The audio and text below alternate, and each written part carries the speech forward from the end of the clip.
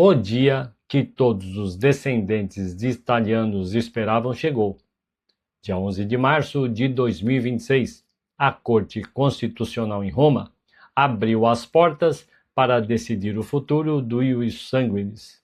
De um lado, o governo italiano fala de conveniência. Do outro, advogados defendem que ser italiano é um direito que nasce no sangue e não pode ser apagado por novas leis.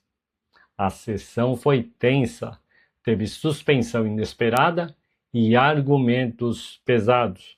Vou te contar agora tudo o que aconteceu lá dentro. Meu nome é Edson Beltrame, bem-vindos ao canal Ítalo Brasiliano. O que está em jogo?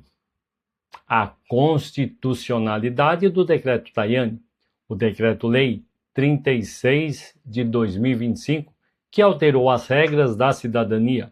O ponto central: o Tribunal de Torino questiona se as novas limitações podem retroagir, ou seja, afetar quem já tinha o direito, mas ainda não tinha o processo finalizado. O relator Giovanni Petrosella abriu a sessão lendo as petições. O incidente, suspensão de 1 hora. Foi uma surpresa. Logo de início, o advogado Marco Meloni tentou uma manobra jurídica. Ele pediu para intervir no processo representando clientes de outro tribunal de Campobasso.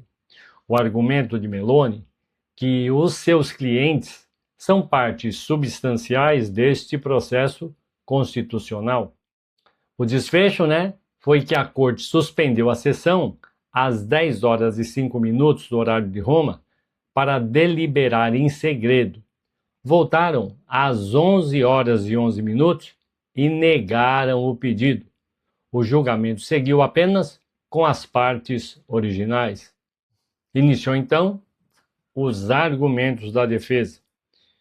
Teve 3 pilares apresentados pelos advogados.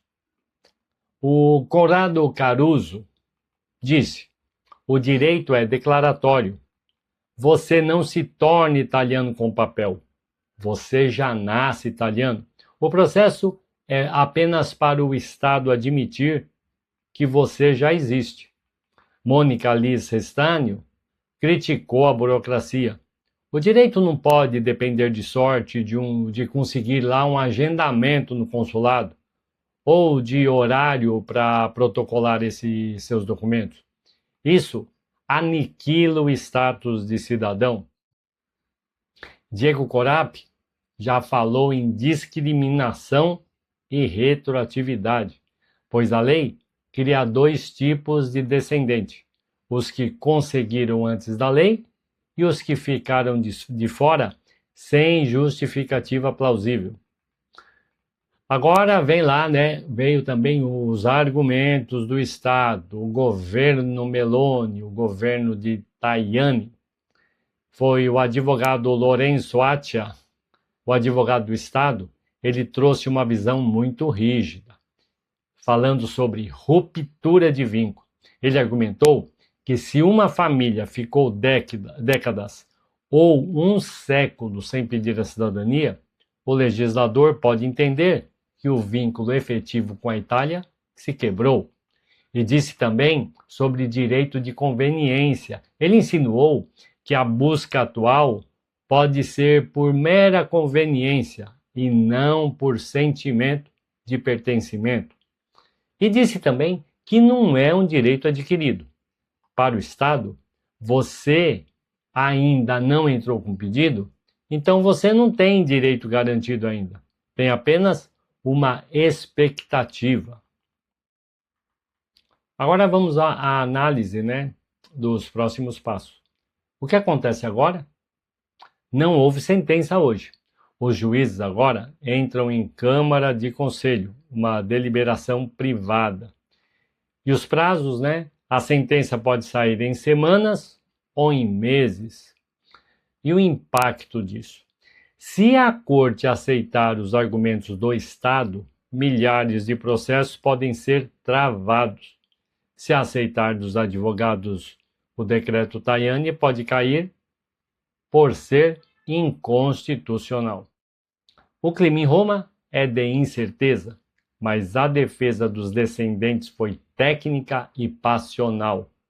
O argumento de que o sangue não prescreve é o coração da tese contra o governo. E você, o que acha?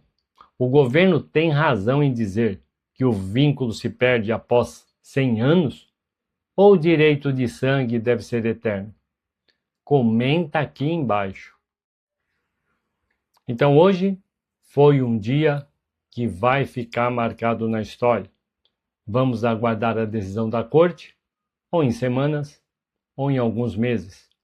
Mas pode ter certeza, sairemos vitoriosos. Curtam, se inscrevam e compartilhem. Obrigado pela audiência e nos vemos no próximo vídeo.